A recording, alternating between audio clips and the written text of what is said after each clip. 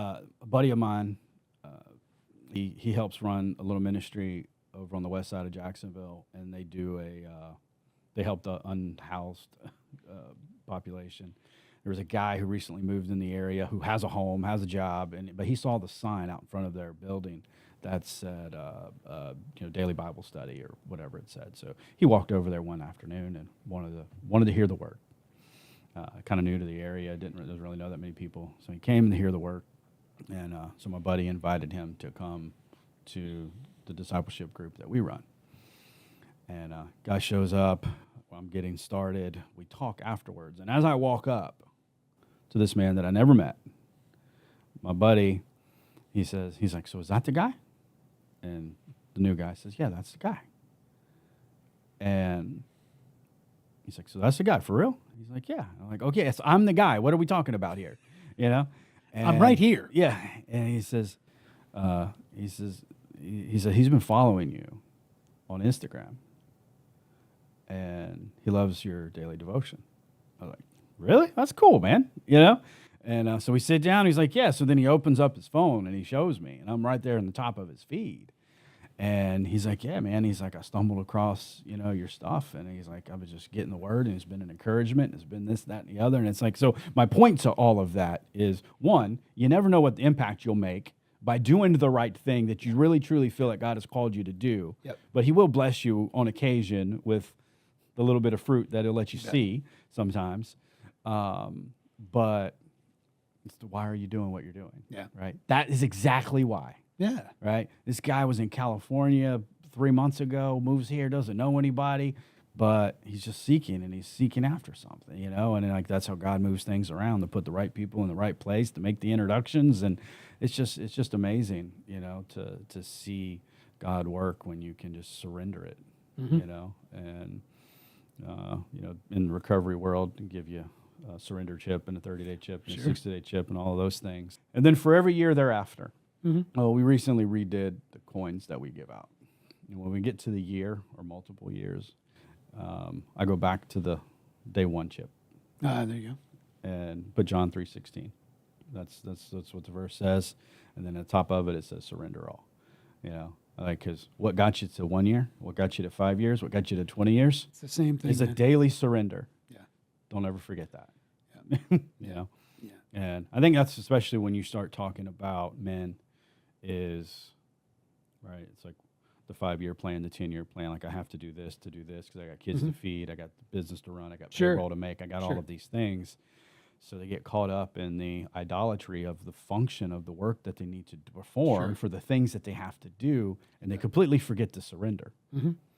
And when we lead with that, it works the rest of this stuff out. And then we find that we're not as burdened as we once were. Yeah. We're not as stressed as we once were. Life is still going to life. Yep. It's going to happen. Yep. You're going to spend all day in an ER. I'm going to blow out my shoulder on my kid's bounce house. It's going to happen. Yeah. Yeah. But there's still there's still work that needs to be done. There's still a life that needs to be lived.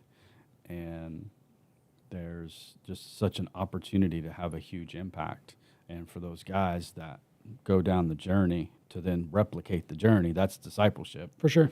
And I had a conversation with a guy a while ago, and I said, man, I love what this group of men that you have, I love what it's doing, but it needs to do more.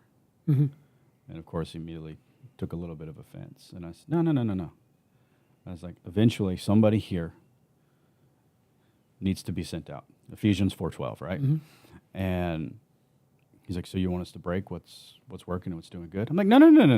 I'm not saying that you never do this again. Yeah. Like, this can continue on Monday. Yeah. But some of y'all need to go do something on Tuesday with a new group, right?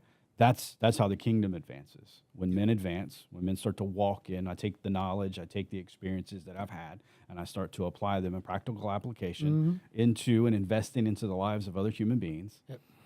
Boom. Now it grows. And now it grows. It's very easy to kind of turn into, if you look at it, manure. Yep. If you pile up manure, it just kind of gets taller and stinks. Right? And if we become so focused on just us, that's exactly what happens to us. But if we remember, If you spread manure out, it fertilizes and you can grow stuff, right? Sure. And so you got to be willing to take that spread out.